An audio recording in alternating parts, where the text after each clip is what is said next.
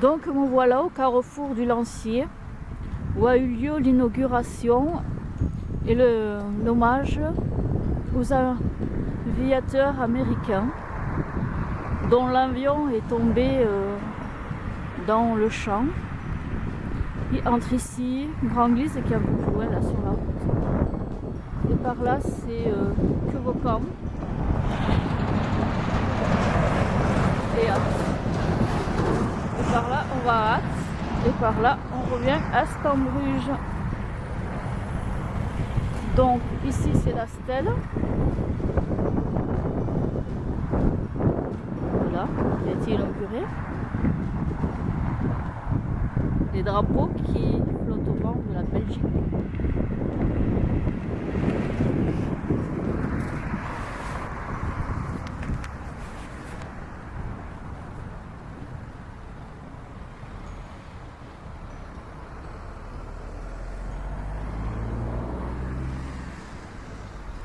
Voilà donc l'avion, le bombardier.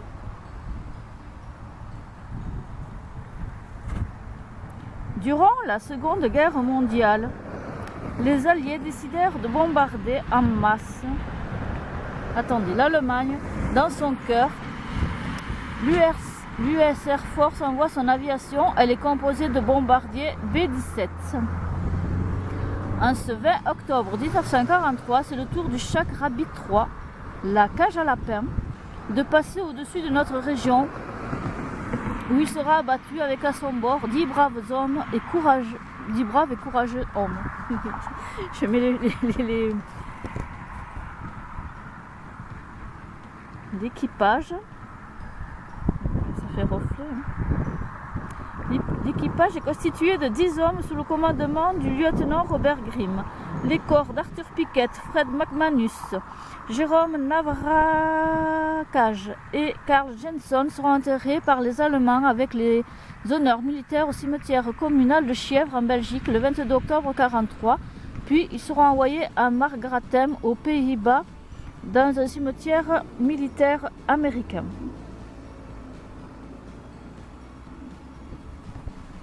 Le 20 octobre 1943, le bombardier Boeing B-17F décolle de la base de Snetterton Heath en Angleterre à l'approche des côtes du continent. Le sud-compresseur du moteur numéro 4 a dératé et le pilote Robert Grimm doit mettre l'hélice en drapeau. L'avion parvient cependant à rester dans la formation en dernière position. Le temps est mauvais sur la Belgique et la formation doit prendre de la hauteur pour passer au-dessus des nuages, mais l'avion ne peut le faire avec 3 moteurs. Au moins 6 chasseurs allemands BW-190 attaquent alors l'appareil. Le moteur numéro 2 est touché et le commandant Grimm a de plus en plus de difficultés à contrôler l'appareil qui perd davantage d'altitude et donne l'ordre d'évacuer. 4 hommes perdront la vie. Le copilote Arthur Charles Pickett, dont le parachute ne s'est apparemment pas ouvert ou ses sangles se sont emmêlées. L'aviateur est tombé sur une maison à Archie. Il est décédé quelques minutes après sa chute. L'opérateur radio Frederick William McManus est atteint d'une balle à la tête et décède à bord. Le mitrailleur gauche, Jérôme Chester Navrakaj, aurait été abattu. Atteint au dos par des soldats allemands, il aurait trouvé un vélo, pas après son atterrissage, mais aurait été dénoncé le 21 octobre par une femme à laquelle il aurait demandé son chemin. Le mitrailleur arrière George Karl Janser a été bloqué dans la queue de l'appareil qui se détache après une explosion. Charles Carson et 5 autres parviendront à s'évader. Robert Grimm, James McElroy, Robert Metlen, Theodore Keller et Harold Schitt. Une explosion à l'intérieur de l'avion projette Carson hors de l'appareil. Il atterrit au sommet d'un arbre, tombe lourdement sur le sol, se casse un os du pied. L'avion abattu se scinde en 2 parties. La queue tombera à Enzi alors que la carlingue s'écrasera sur la grande route à Grand-Glise en face du restaurant Le Vert Gazon.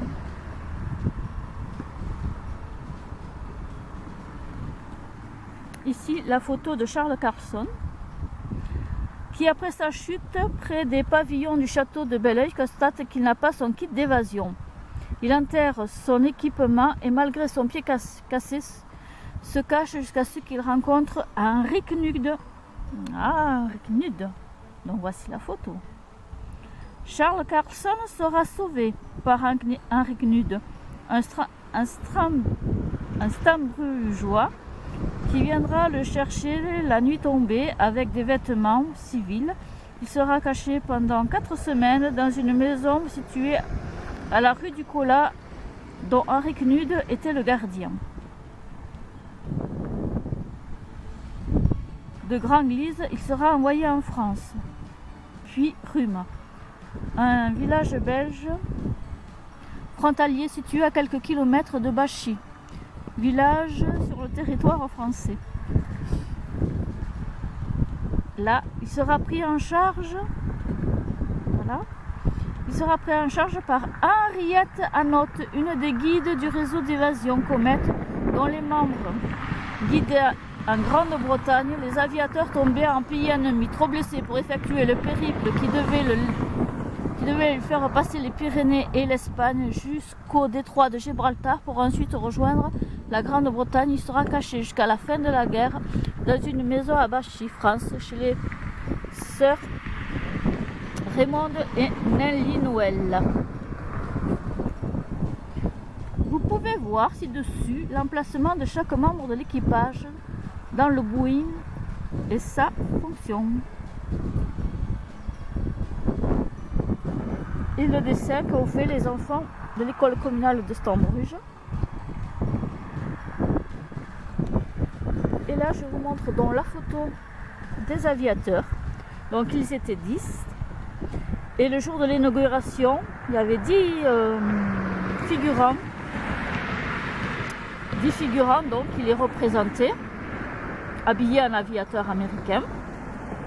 Devant les 10 figurants se trouvaient 10 enfants de l'école de Stambruge qui portaient un cadre dans lequel il y avait leurs photos. Et ensuite, les uns après les autres, à l'énoncé de leur nom, ils allaient devant le présentoir, un présentoir sur lequel ils posaient les cadres avec les photos des aviateurs. Il y avait un petit discours qui était dit, puis le figurant faisait le signe militaire.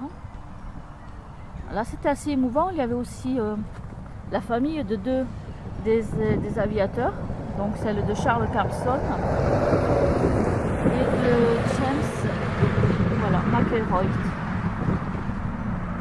Il y avait leur fille. Alors, je vais vous parler un petit peu d'Henriette Hanot, ici. Il y a du vent, il pleut. Voilà, et il y a du bruit parce que c'est un carrefour, donc il y a beaucoup de voitures qui passent. J'espère qu'on m'entend bien. Alors, Henriette Hanot, cette grande dame citoyenne d'honneur de notre commune, a risqué sa vie pour en sauver beaucoup d'autres. Elle a ainsi écrit dans la discrétion indispensable au succès de ses missions une des plus belles histoires de notre village. Née le 10 août 1920, décédée le 20 avril 2022 à l'âge de 102 ans à Nivelles, commune de Rhume. Elle et sa famille ont sauvé 140 aviateurs anglais et américains en les guidant à travers la frontière franco-belge dans le cadre du réseau Comète. Le bureau britannique lui a donné le nom de code Monique, prénom qu'elle a ensuite utilisé tout au long de sa vie. Une statue de Monique est installée sur la place de la Liberté dans la commune française de Bachy. La représentant en train d'aider le bombardier américain Charles Carlson à s'échapper de Belgique. Ben voilà, je crois que j'ai tout dit.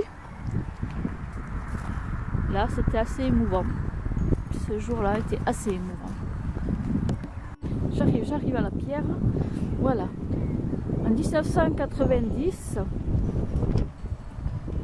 une pierre témoigne, donc là c'est le carrefour du Lanciac-Vaucamp, de cet épisode qui a marqué les mémoires. On peut voir marqué.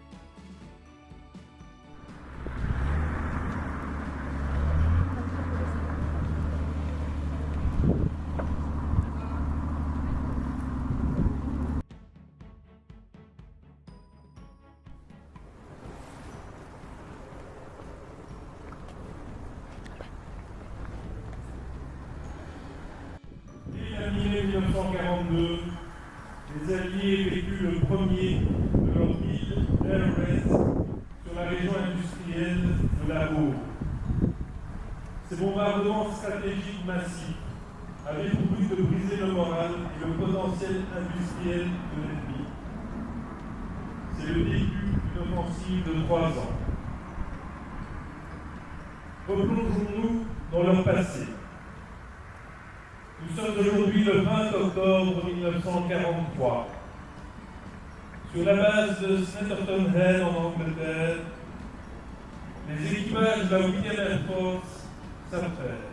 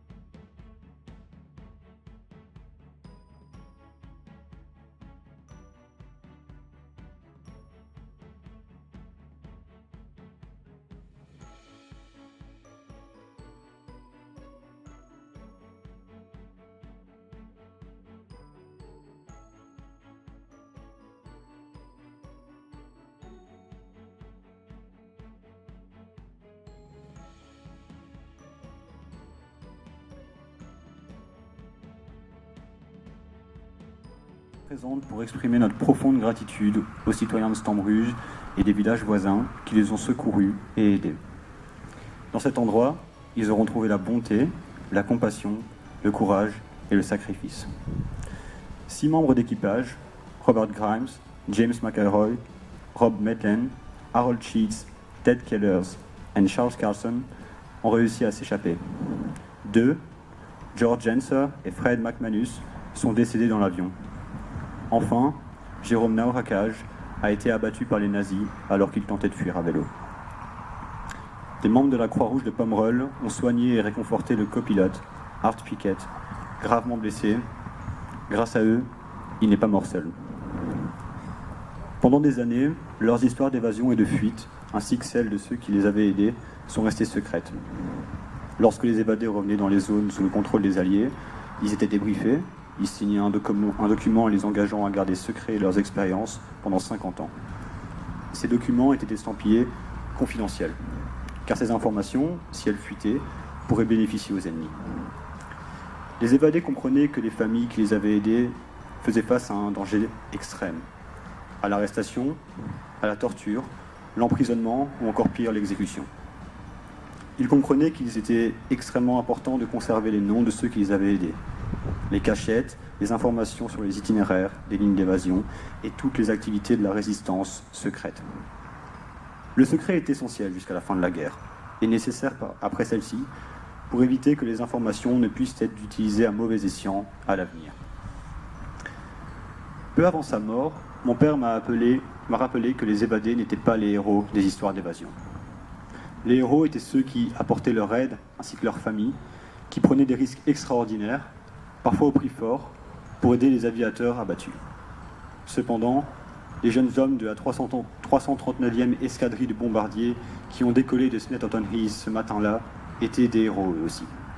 Mais si on leur avait demandé, ils auraient probablement dit qu'ils ne faisaient que leur devoir. Les courageux jeunes hommes, venant de toute l'Amérique et des autres pays alliés, qui ont quitté la sécurité de leur maison et de leur famille pour combattre les nazis, étaient des héros eux aussi. Mon père serait reconnaissant de savoir que les 4 hommes qui ont perdu leur vie ne sont pas oubliés. Aujourd'hui, à Stambruge, Presque 80 ans plus tard, nous nous souvenons et racontons leurs histoires de bravoure et de sacrifice faits par ces hommes courageux qui étaient à bord du Cheikh Rabied III. Pour eux, merci.